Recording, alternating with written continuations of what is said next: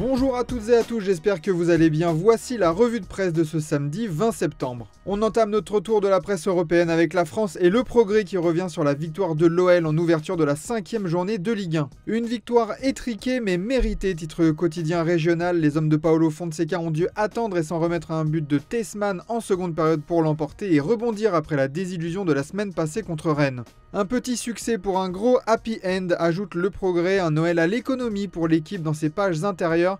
Les Rhodaniens se sont heurtés au bloc bas d'Angers et ont fini par trouver la faille mais auraient pu se faire rejoindre dans le temps additionnel sur une des rares incursions d'Angers, mais le nouveau gardien de l'OL veillait.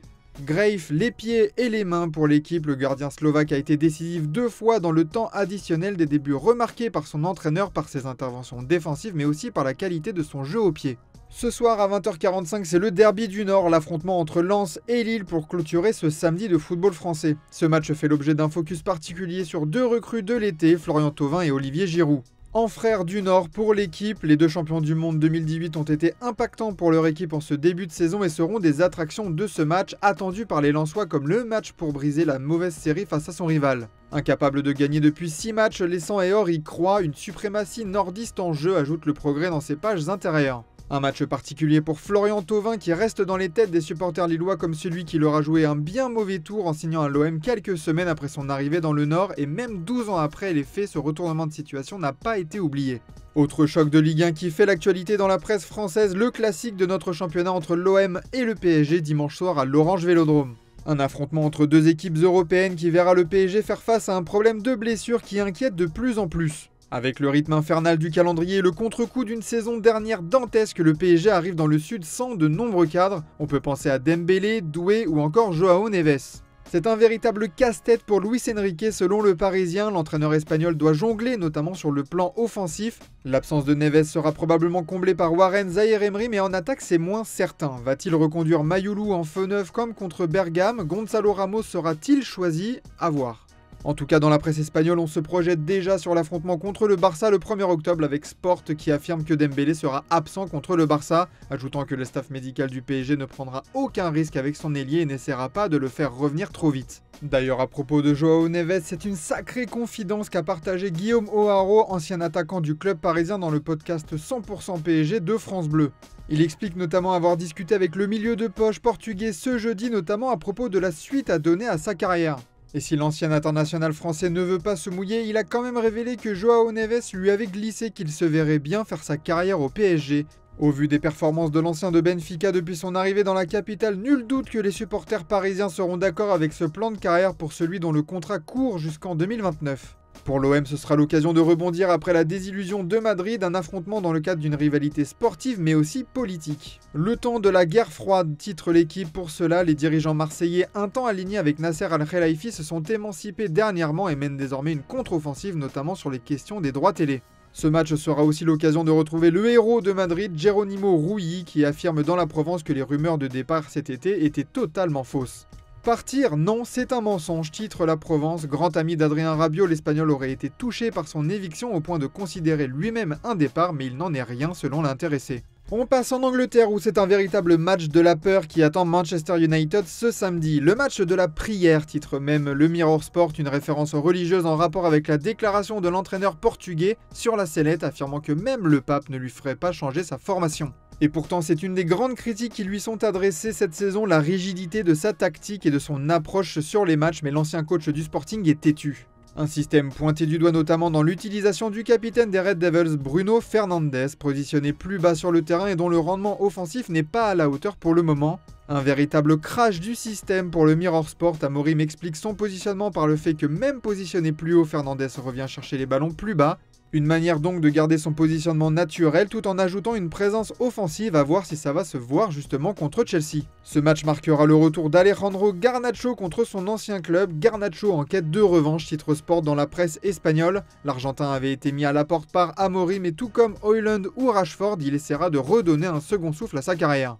En tout cas, Ruben Amorim est sous pression, on le sait, mais il aurait reçu le soutien de sa direction selon les informations d'Ojogo dans la presse portugaise. La réunion au sommet d'hier entre lui et Jim Ratcliffe, le propriétaire, aurait été fructueuse, mais maintenant seules les victoires vont convaincre. Cet après-midi aura aussi lieu le derby de la Mersey entre Everton et Liverpool et un joueur sera sous le feu des projecteurs, Florian Wirtz. Acheté à prix d'or par les Reds, il peine à trouver son rythme dans l'équipe d'Arne Slot cette saison et les médias britanniques s'impatientent. Fais ton truc, titre le Daily Star. Le Mirror Sport de son côté insiste sur le prix de son transfert afin de voir son poids en or.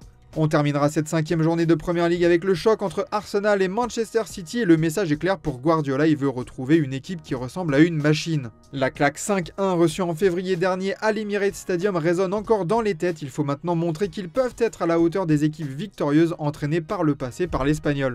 En conférence de presse, Guardiola s'est aussi amusé à pointer du doigt les grandes dépenses de son adversaire du week-end et aussi de Liverpool, une manière de mettre la pression sur des Gunners qui sont en obligation de résultat afin de décrocher un titre de champion. On se tourne vers l'Italie désormais où la Juventus d'Igor Tudor peut réaliser quelque chose de rare dans l'histoire du club de Turin. Les maîtres te regardent, titre la Gazzetta dello Sport. Après 3 victoires en autant de matchs, les Bianconeri seront en quête d'un 4e succès de rang aujourd'hui, chose qui a été réalisée que par Massimiliano Allegri et Giovanni Trapattoni pour une première saison complète en charge de la Juve. D'autres comme Marcello Lippi ou Antonio Conte ont été invaincus après 4 matchs de Serie A mais n'ont pas gagné toutes leurs rencontres. À chaque fois cependant, la vieille dame a fini championne d'Italie, alors peut-être un bon signe pour cette saison. À chaque fois cependant, la vieille dame a fini championne d'Italie, alors peut-être un signe pour cette saison. Tudor chasse les mythes, titre le journal italien dans ses pages intérieures, un Igor Tudor au style Lippi pour Tuttosport, soulignant la solidité défensive de cette équipe tout en se reposant sur une force de frappe offensive certaine. Et cette force de frappe, elle est illustrée par la renaissance de Dusan Vlahovic, poussé vers la sortie mais qui a su être décisif en sortant du banc. C'est d'ailleurs un point souligné dans la presse espagnole. Sport ajoute que la Juve renaît depuis le banc, des performances impossibles sans Dusan, ajoute le Corriere dello Sport. Pour les deux clubs de Milan, la vie est moins rôle avec le Milan AC 6e et surtout l'Inter 11e, des Nerazzurri qui ne comptent pas lancer une révolution dans leur manière de jouer. Qui vous change mais pas trop, titre la Gazzetta dello Sport ce matin, pas de changement d'homme, juste un changement de mentalité avec plus de pressing pour insuffler une nouvelle dynamique. À Milan, on se lance à l'assaut avec un focus sur les profils de Christian Pulisic et Santiago Jiménez pour mener l'attaque des Rossoneri contre l'Udinese ce soir. Chez les champions en titre, on jouera seulement lundi, mais la Gazzetta dello Sport revient sur l'affaire KDB qui n'en est pas une après son remplacement rapide contre son ancien club de Manchester City. Une leçon de champion, titre la Gazzetta dello Sport, la réaction pleine de classe du milieu belge a été louée par son entraîneur et une page déjà tournée pour se concentrer sur le championnat et la réception de Pise. On traverse maintenant les Pyrénées pour atterrir en Espagne où on s'enflamme pour le retour de Jude Bellingham. Enfin Bellingham, titre Marca sur sa une aujourd'hui. Originairement écarté des terrains pour une durée de 3 mois après une blessure à l'épaule, il revient après seulement 2 mois et aura des minutes contre l'Espagnol Barcelone. C'est son heure, ajoute même le quotidien espagnol, un retour qui demande tout de même à Xabi Alonso de modifier son plan de jeu. Un Real Madrid à l'épreuve du feu pour Mundo Deportivo. En effet, l'Espagnol Barcelone réussit son début de saison avec 10 points en 4 matchs et cherchera même à prendre provisoirement la tête de la Liga si les Catalans battent le Real Madrid. Et dans la capitale espagnole, le cas Vinicius Junior prend encore plus d'ampleur ces derniers jours. L'ailier brésilien semble de plus en plus frustré par son rôle dans le groupe selon les médias espagnols. Une affaire ouverte pour AS sur sa une qui fait le point sur les différents dossiers.